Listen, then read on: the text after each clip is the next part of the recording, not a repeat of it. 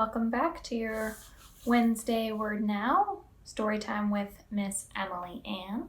When last we left off, Moses had gone to Pharaoh to ask him to let the Hebrew people go. He said, don't. He said, lo, in Hebrew. And we're going to pick up that story right where we left off. So this is Exodus 7 through 11. Covers a lot of ground. And this is called the plagues. So what you can see in the picture, there's just a lot of frogs. An amount of frogs that you don't want, even if you like frogs. It's a lot of frogs. So, let's read about the series of plagues, because there's more than just the one. The last one's a biggie. Okay. All right, let's read this way this time, because I think you can see the book a little better this way. Okay.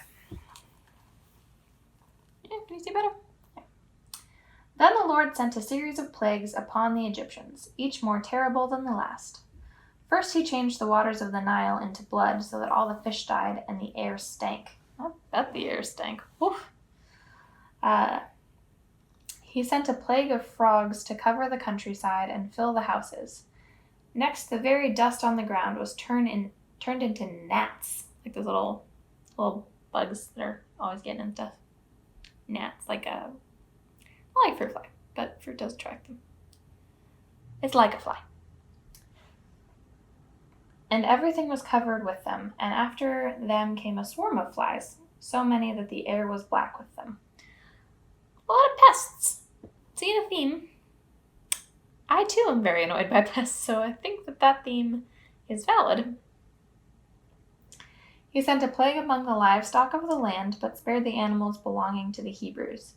Then the Egyptians were afflicted with horrible boils. Next God sent a terrible hailstorm which stripped the land. Then those plants that had managed to survive were consumed by a swarm of locusts.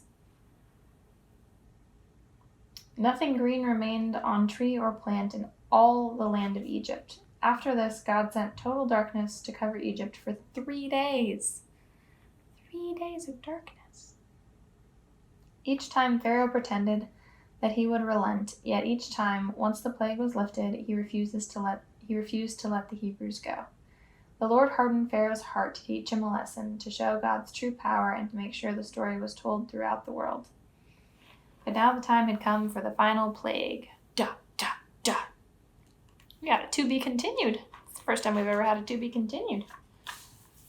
Of course, the whole story kind of continues off of each other, but this is the first chapter break that's had like a moment. Okay. So this is the story of Passover. And you'll see Passover celebrated right around the time of Easter. That's because the Last Supper, as we know it, was actually a Passover Seder. So it was a celebration of Passover. That was the Last Supper. I don't know why I'm yawning. That's not boring at all. I'm sleepy. Okay. Exodus 12. Moses warned Pharaoh that God would pass through the country at midnight, and every firstborn son in the land would die.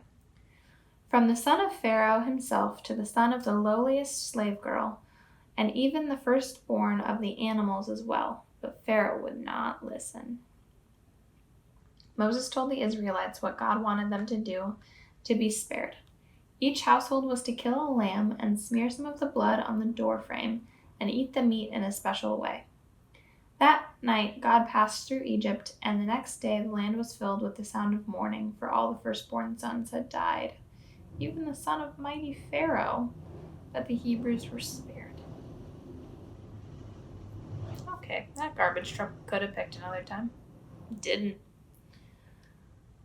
Now the Egyptians couldn't get rid of the Hebrews quick enough, and so the Hebrews prepared to leave Egypt. And you can see on the doors, Hebrew doors, where they marked it with blood so that they would be passed over.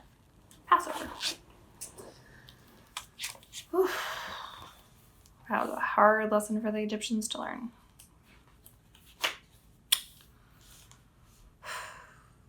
Okay. And now, where the book gets its name. The Exodus. The Exodus of the Hebrew people from Egypt. The story of them leaving Egypt. Exiting en masse. An exodus. When a lot of people leave at once, it's called an exodus. And this is Exodus 12 through 13, otherwise known as the Exodus. We've gotten a little lazy with the naming. Okay. Let's see. How do I make it so you can see this best? The Hebrews traveled southward across the desert toward the Red Sea by day. God sent a great column of cloud to guide them, and by night they followed a pillar of fire. It's not boring. I'm just like a sleepy pregnant lady. It's fine. Don't worry about it. Okay. By day, God sent a great column of cloud to guide them, and by night they followed a pillar of fire. Yet their troubles were far from over, for Pharaoh was regretting his decision to let them go and had set off with his army to bring them back. All those flying hooves and grinding wheels raised a huge cloud of dust that the Hebrews could see coming from miles away. They panicked, for now their way was barred by the waters of the Red Sea. Why did you bring us all this way just to have us killed or dragged back into slavery? Cried the terrified Hebrews to Moses. It would have been better for us to serve the Egyptians than to die in the desert. And you can see in the background the great cloud that they're talking about. And you can see here the Red Sea. Don't worry, the story gets better. And it gets really kind of cool. But we're going to have to wait until next week for that one, because we're coming up on time. But the Hebrew people will be delivered out of the grasp of the Egyptians, and they will be very thankful.